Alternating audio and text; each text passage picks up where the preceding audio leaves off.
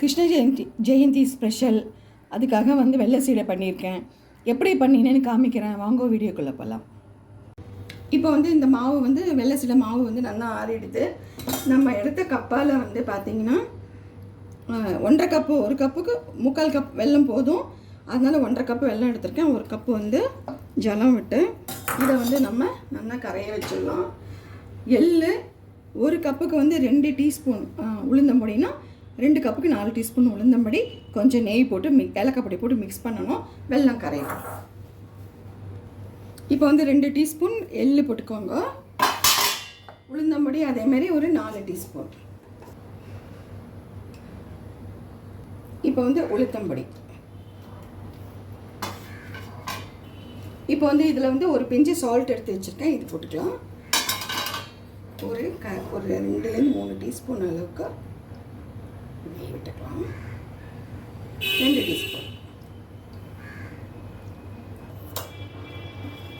இப்போ பாருங்கள், பாகு நல்லா ரொம்ப நேரம் கொதிக்க வேண்டாம்.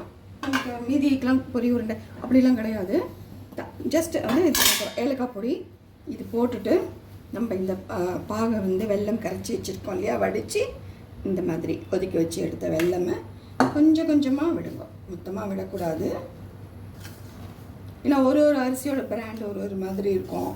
நம்ம கொஞ்சம் கொஞ்சமாக விட்டுட்டு பாக்கி இருந்ததுன்னா நம்ம அந்த வெல்லம் பாகு எடுத்து வச்சுக்கலாம். எல்லாத்துக்குமே யூஸ் ஆகும்.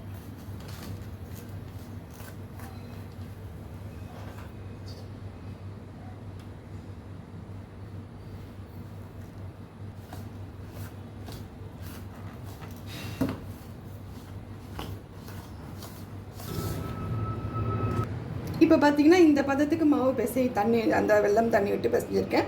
இப்போ பாருங்கள், கையில் எதுவும் ஒட்டாமல் நமக்கு வெள்ளை சீடோட மாவு ரெடி ஆகிடுது.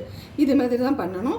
இதை இப்போது ஒரு 2 days நம்ம பண்ணுறோம் அப்படின்னா ஒரு நாள் முன்னே தான் மாவு கிளறி வச்சுருங்க. இது 1 day ஊறித்துனா நல்லாயிருக்கும். ஆறினதுக்கப்புறம் டப்பாவில் எடுத்து வச்சிடுறேன். ஒன் டே கழித்து உங்களுக்கு பொரிச்சு காமிக்கிறேன். இது கிளறி வச்சோம் இல்லையா, 1 day நல்லா ஊறி இருக்குது. இந்த மாதிரி உருட்டி வச்சுருக்கேன்.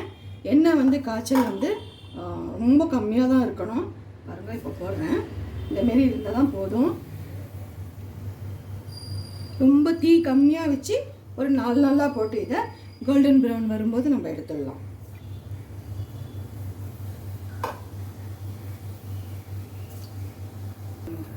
இப்போ பாருங்கள், இது நல்லா வெந்துடுத்து. இந்த கலர் வந்த உடனே நம்ம எடுத்துட வேண்டியது தான். இங்கே பிளேட்டில் கீழே வச்சுருக்கேன் பாருங்கள்.